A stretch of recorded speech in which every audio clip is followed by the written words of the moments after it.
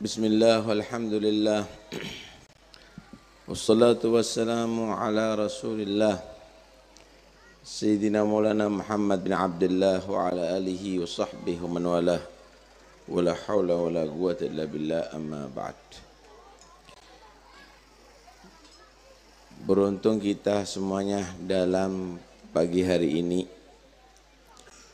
menghadiri haul seorang imam wali besar kebanggaan umat Nabi Muhammad Sayyidina Syekh Abu Bakar bin Salim yang tadi sudah diterangkan sekelumit daripada sejarah dan keutamaan samudra keutamaan beliau,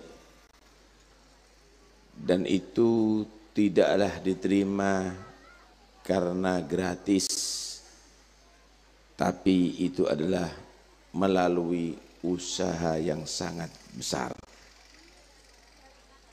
Saudara al-khair, kebaikan itu berat di awalnya, tapi menjadi keberuntungan ada di akhirnya. Melakukan kebaikan dan menjadi orang baik di atas dunia ini ibarat mendaki tebing yang menjulang. Sulit dan sulit. Semakin tinggi semakin sulit.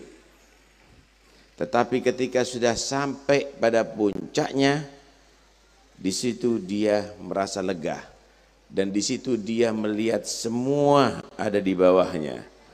Di situ melihat pandangan yang sangat luas. Begitulah dalam melakukan kebaikan di atas dunia menjadi orang baik. Banyak tantangannya, berat.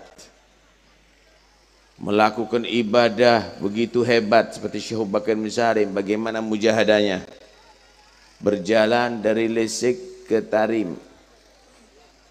Setiap malamnya. Kemudian iktikaf dan sholat tahiyatul masjid di seluruh masjid di kota Tarim, memenuhi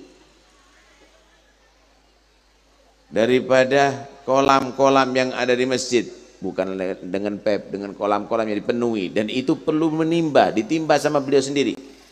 Bahkan bukan itu, memenuhi juga kolam-kolam minumnya onta-onta dan kendaraan-kendaraan waktu itu kuda-kuda dan himar.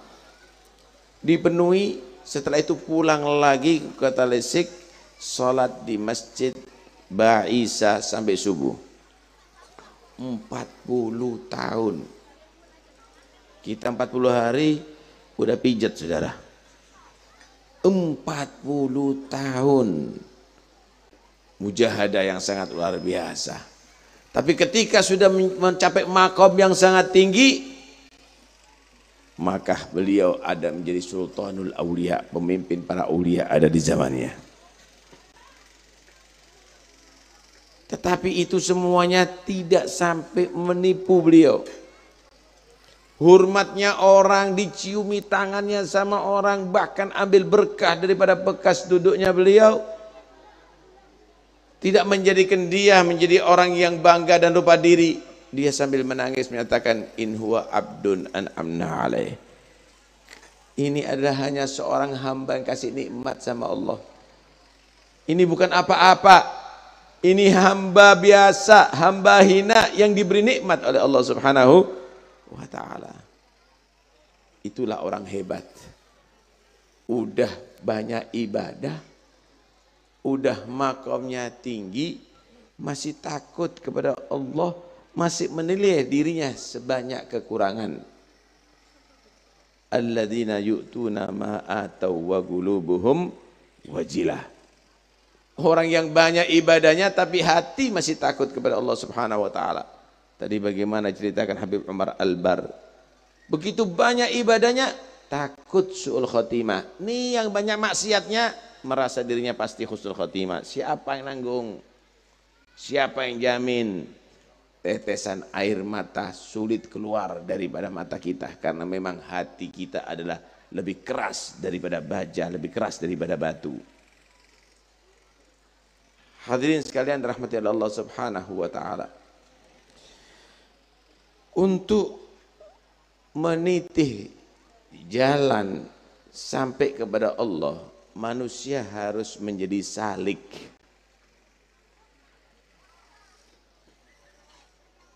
Fasluku subula rabbik.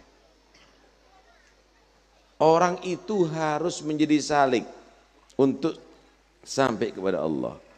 Syaratnya salik itu ada 4. Pertama, syaratnya salik harus punya i'tiqadun sahih, akidah yang benar. I'tiqadun sahih, akidah yang benar. La yakun fihi bid'ah, enggak ada bid'ah. Murni harus benar akidahnya ahli sunnah wal jamaah. Kalau ada di luar akidah yang benar kok bisa terbang, itu istidraj. Itu bukan karomah. Kalau ada yang di luar akidah yang benar kok dia tadi itu bisa nebak-nebak, itu adalah bukan karomah. Karena syarat salik untuk sampai kepada Allah harus mempunyai akidah yang benar, i'tiqadun sahih. Kedua, taubah nasuhah, tobat yang benar. Mata tidak maksiat, telinga tobat daripada mendengarkan yang haram, mulut tobat daripada ghibah, daripada adu domba, daripada bohong dan sumpah palsu, daripada mencaci sahabat, mencaci aulia. Kaki tobat daripada joget, tobat. Yang ketiga, istirdaul khusum, minta maaf kepada orang yang ia salahi, berbaikan sama orang tua, berbaikan kepada istri dan suami, berbaikan kepada anak-anak, berbaikan kepada tetangga.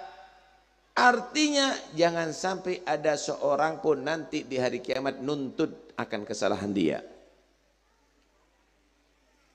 Kemudian al-ilm bil wajibat, mengetahui tentang kewajiban-kewajiban agama. Ini orang yang disebut salik. Kalau bahasa sekarang anggota thariqah. Untuk bisa sampai kepada Allah. Ini belum bisa wudhu suruh baca wirid. Udah dibaiat.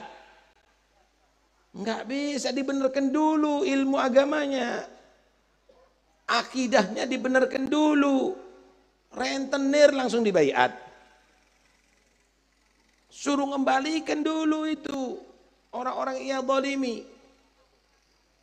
Tobat daripada perbuatan dosa, akidah yang benar, baru orang itu salik, dikatakan salik. Setelah menjadi salik, perlu murabbi, perlu mursyid. Saudara, bukan orang yang alim semuanya itu bisa menjadi murabbi atau mursyid. Murabbi, ini kelasnya Syekh Abu Bakar bin Salim, ini murabbi. Murabbi itu begini, saudara. Bukan hanya sekadar menjadi penanam tanaman, tetapi dia juga harus merawat tanaman. Merawat apa? Dari rumput liar. Merawat apa? Daripada hama. Merawat, mengairi, memupui, sampai mengeluarkan hasil, mengeluarkan buah itu tanaman. Seorang murabbi kepada salik juga begitu. Bukan hanya sekedar mengajar ilmu agama. Murabbi itu bukan pengajar.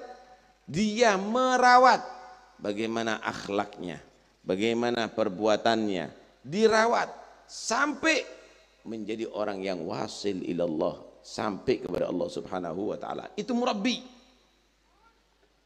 Murabbi ini syaratnya juga ada 4.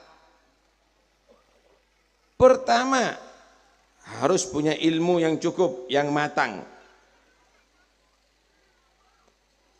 Punya ilmu yang matang. Kedua, muhsinan li riyadati nafsih. Orang disebut murabbi itu bisa mentaklukkan hawa nafsunya. Mentaklukkan hawa nafsunya. Dengan apa? Binggilati aklin, wa naumin, wa syurbin, wa kalamin.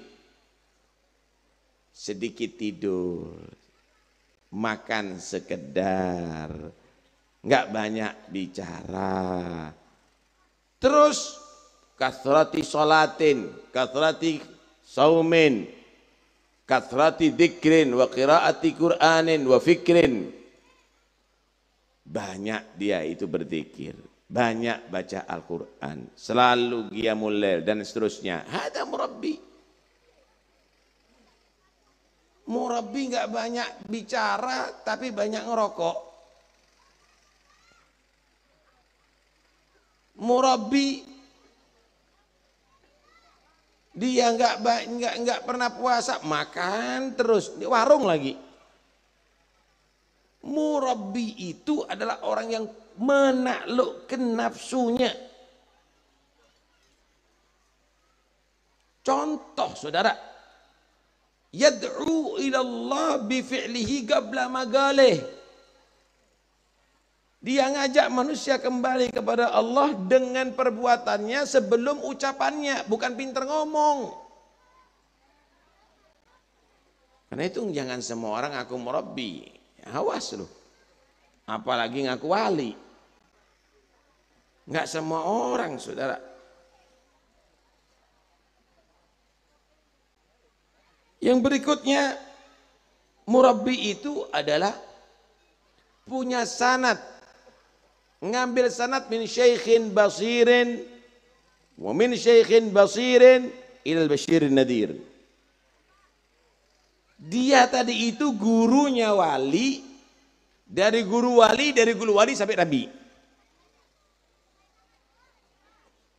Bukan asal pernah belajar. Gurunya juga dilihat, ini syekhin basirin atau sama seperti dia.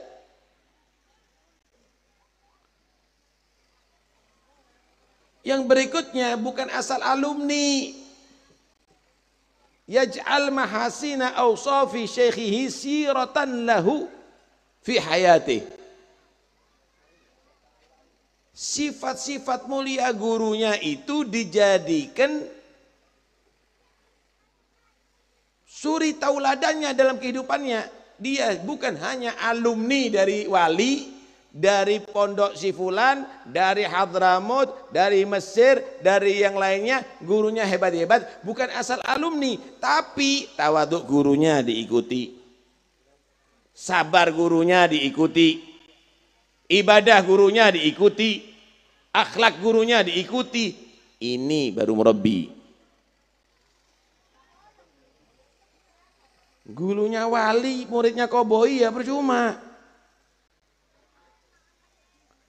Lah kalau sudah salik ketemu murabbi, maka disitulah akan menjadi murid-murid unggul saudara. Barulah akan tahu jalannya sampai kepada Allah Subhanahu wa ta'ala. Masya Allah. Sebenarnya orang ini untuk sampai kepada Allah jalannya udah jelas.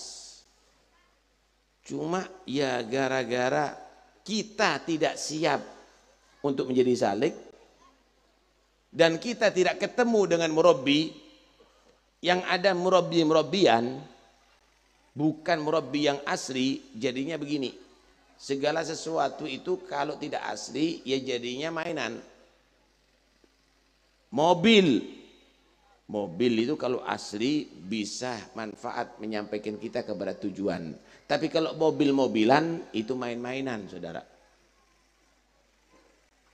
Kalau murabbi, itu murabbi yang akan bisa membimbing kita untuk sampai kepada Allah. Tapi kalau murabbi-murabbian ya mainan jadinya. Karena itu Kita harus jadi salik, baru Allah akan temukan murabbi. Di mana kita dapat menemukan murabbi? Ente jadi salik, Allah akan temukan kamu sama murabbi. Idza saduka salik wajada murabbiyahu amama dari.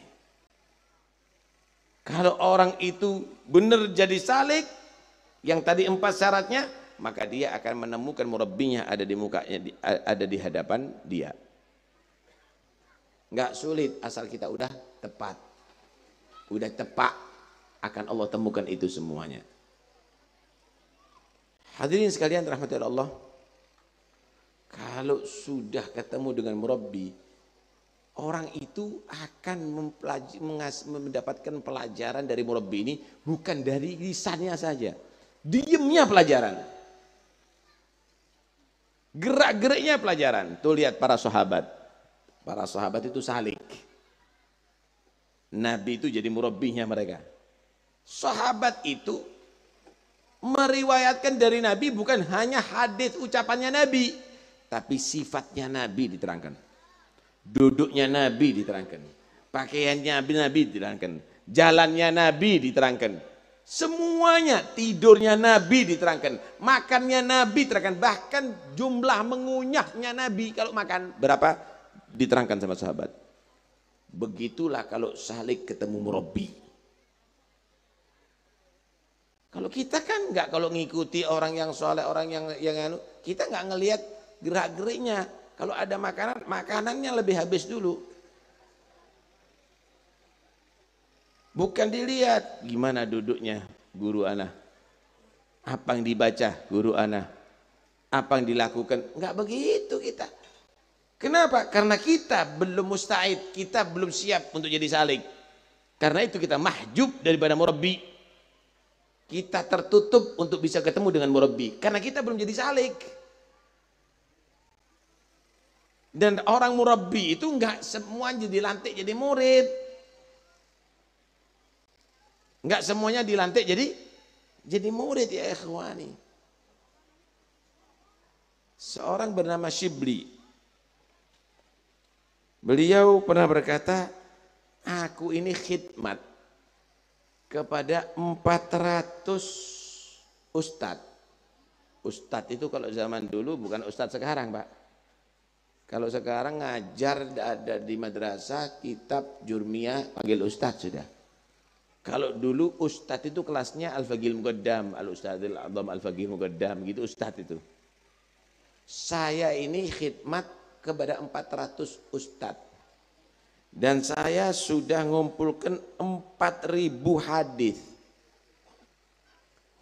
Kalau sekarang untuk menghatamkan hadis itu cukup kita beli, sudah dicetak sebabnya. Kalau dulu satu hadis itu kadang-kadang sampai bermil-mil untuk dia mendapatkan.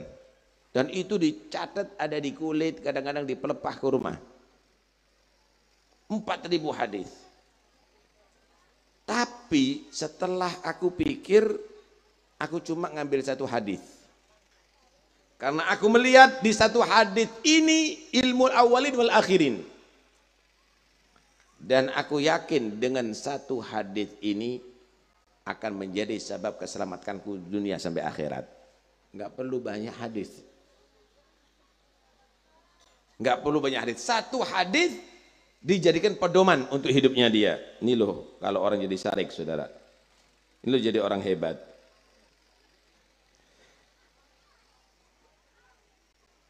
Hadisnya ada 4 poin di situ. Poin pertama begini. I'mal lidunyaka bigodri mugamika fiha. Berbuatlah kamu untuk dunia kamu seukuran hidupnya kamu di atas dunia. Saya ulangi. Berbuatlah, bekerjalah untuk dunia kamu seukuran hidupnya kamu di atas dunia.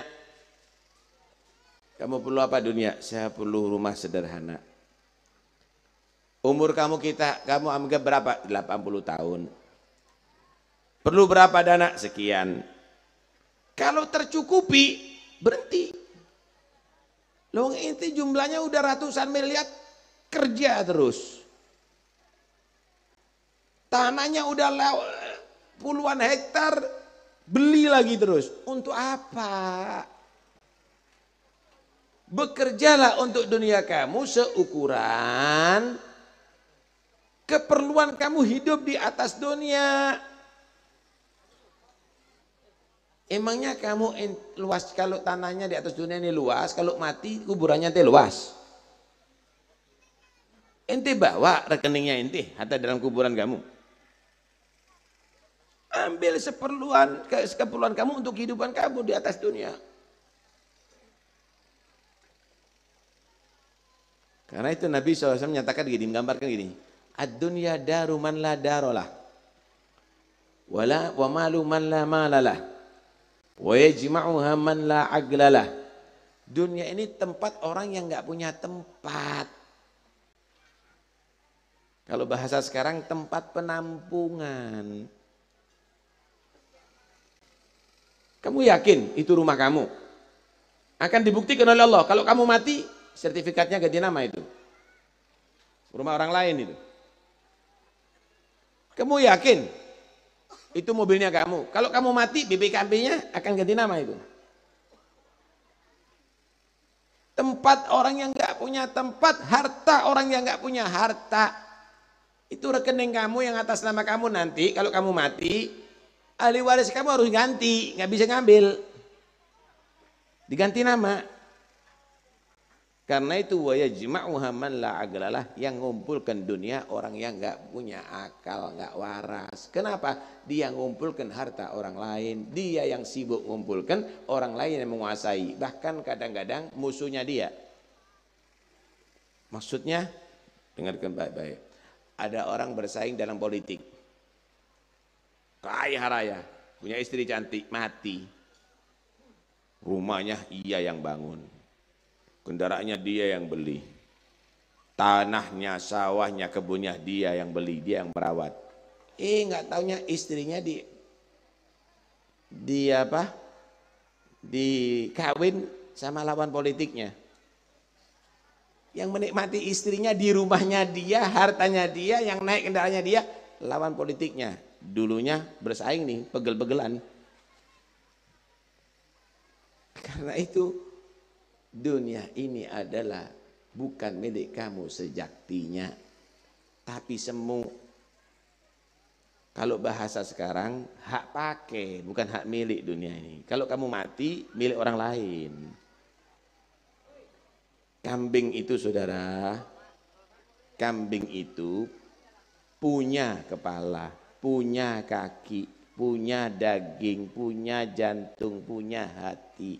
Tapi sebenarnya pada hakikatnya kambing itu adalah milik pemilik kambing. Satu saat akan dibuktikan, dipotong itu kambing.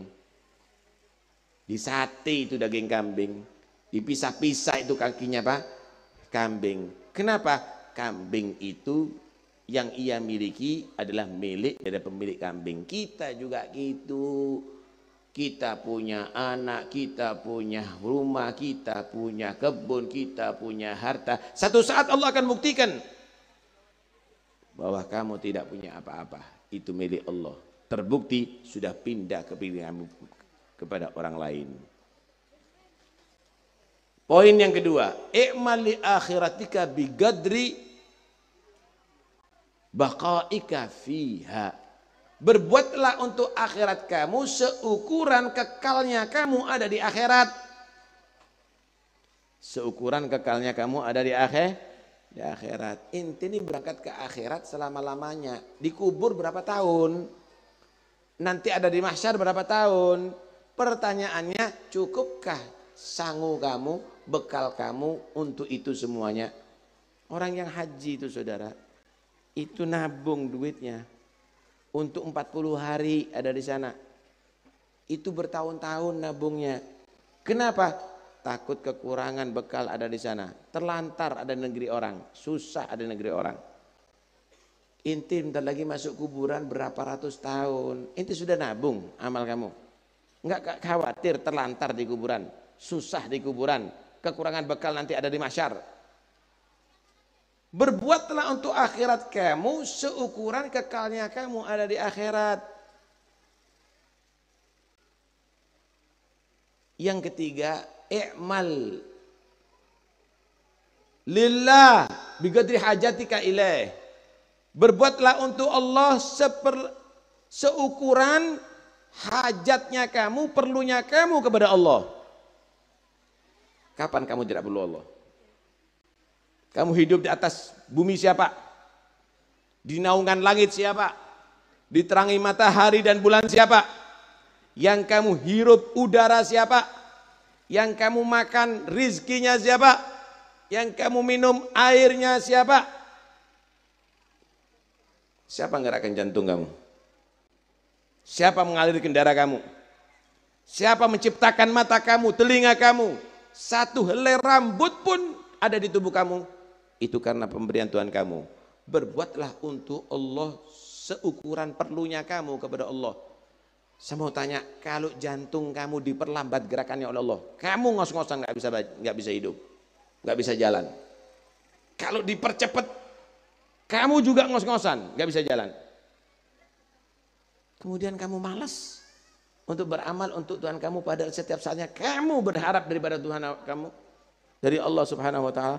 Berbuatlah untuk Allah seukuran hajat kamu kepada Allah. Terakhir, i'mal linarika biqadri guwatika fiha. Berbuatlah untuk neraka kamu menurut ukuran kamu, biqadri sabrika fiha, menurut kekuatan kamu untuk menerima siksa neraka. Yang rokok dicoba, disedot rokoknya, kemudian setelah disedot masukkan ke mata. Satu titik api aja nggak kuat kita. Hah? Masukkan ke dalam telinga, kita nggak akan kuat. Api dunia setitik itu kita nggak mampu. Kok berani nanti maksiat? Padahal Allah sediakan api jahanam yang begitu besar. Kalau maksiat mikirlah kamu tadi itu bahwa kamu akan mendapatkan siksa yang pedih di sisi Allah Subhanahu wa Ta'ala. Hadirin sekalian, alhamdulillah Allah, ilmu itu kalau kita amalkan, satu hadits ini kata beliau Imam Syibli, cukup bagiku. Aku amalkan untuk bisa aku selamat dunia sampai akhirat. Kita ini berapa banyak nasihat kita dengarkan, kok nggak bisa ngamalkan ya? Ini banyaknya ilmu kok tambah banyak lupa kita kepada Allah. Kok banyak kita ngeremehkan ajaran Allah Subhanahu wa Ta'ala. Lihat Syekh Abu Bakar bin Salim. Udah begitu hebat ilmunya, udah begitu hebat ibadahnya, masih tambah tawadhu kepada Allah Subhanahu wa Ta'ala. Karena itu kebanggaan umat Muhammad beliau. Radhiyallahu anhu wa ardah. Syekh Abu Bakar bin Salim luar biasa kedermawanannya. Bagaimana? Tidak kurang daripada 500 orang yang dijamu setiap hari. Setiap hari dijamu. Kenapa? Karena dermawan. Nah, kita ini kadang-kadang belum ditamui udah kasih stiker tidak menerima tamu. Kalaupun menerima tamu, ya Allah, bukan daging. Syekh Abu Bakar bin Salim setiap hari menyembelih onta untuk tamunya. Yang kita suguhkan kepada tamu kita wafer. Itu pun satu toples 1 bulan. Syufil karam. Ya ini amalan-amalan ini yang menyampaikan kepada Allah ya ikhwani. Kemudian tidak pernah membedakan tamu kaya atau tamu melarat. Kita kadang-kadang ngundang orang kalau kedatangan tamu kaya. Kalau yang datang tamu melarat, nggak ditemui kadang-kadang. Syekh Abu Bakar bin Salim semuanya diterima. Ada diceritakan satu perempuan bawa beberapa kilo gandum untuk diberikan kepada dapurnya Syekh Abu Bakar bin Salim untuk jamuan. Ini perempuan karena cinta datang. Kemudian ini perempuan diterima sama pelayan dapur. Ada apa Mbak? Mau nyumbang ini untuk tamu-tamunya Syekh Bakar bin Salim. Tamunya itu 500 lebih ribuan. Kok nyumbang segini aja? Nggak perlu. Syekh Bakar bin Salim di dalam dengar. Nih loh, kalau orang jadi wali itu Pak, dengarkan suara orang-orang yang lemah juga.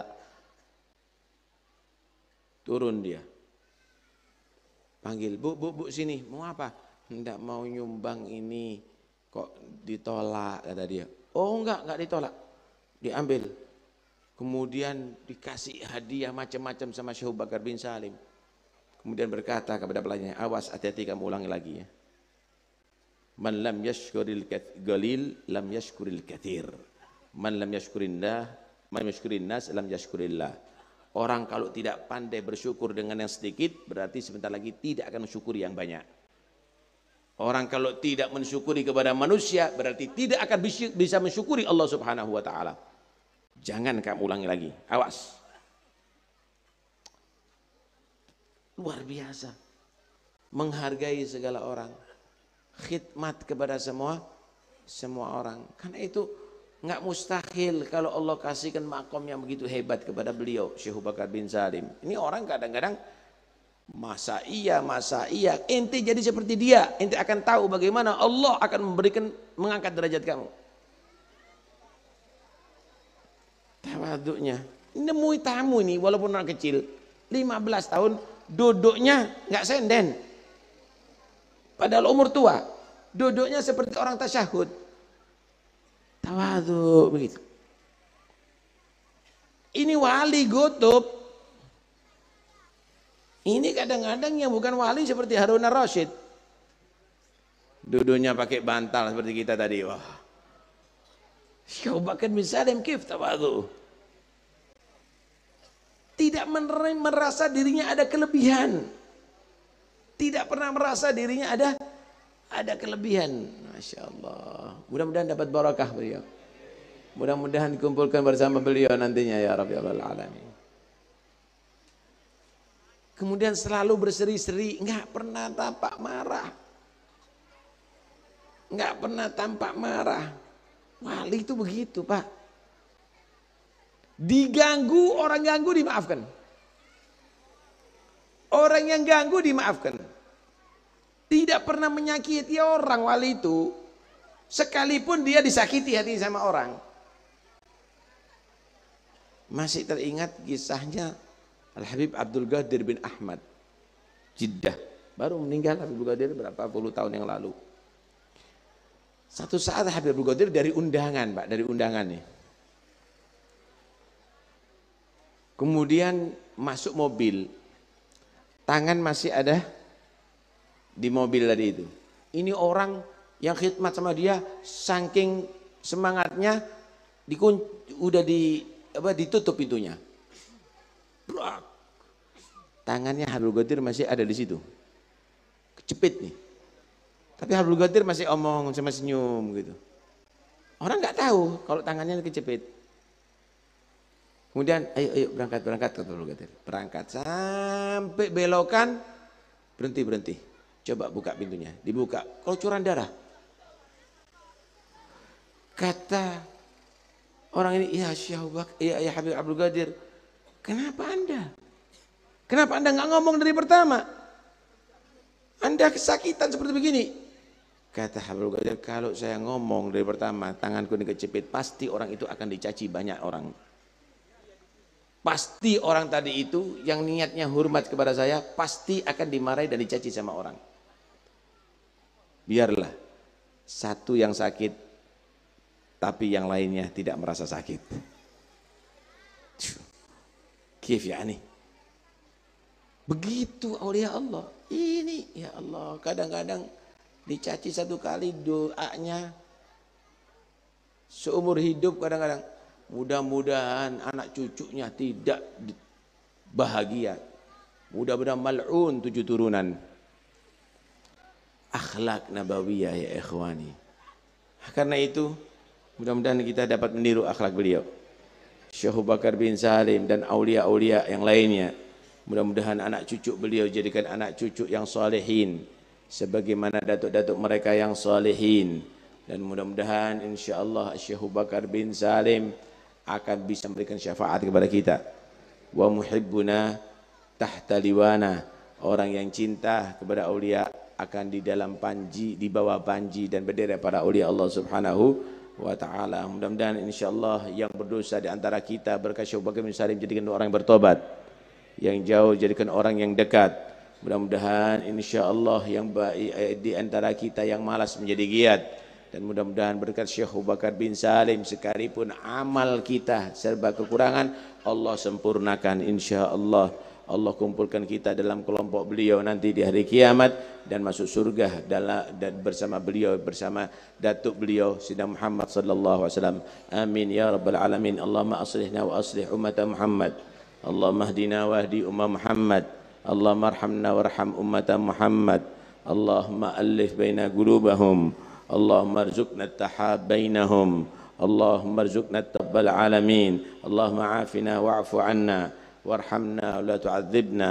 Allahumma ansurna wal muslimin wa'afina wal muslimin waqfina wa iyyahum syarra masaibid dunya wad din warzuqna wa iyyahum kamal al ikhlas wal yaqin birahmatika ya arhamar rahimin ya arhamar rahimin. Wa sallallahu ala sayyidina Muhammad wa alihi washabihi wasallam. Alhamdulillahirabbil alamin. Assalamualaikum warahmatullahi wabarakatuh.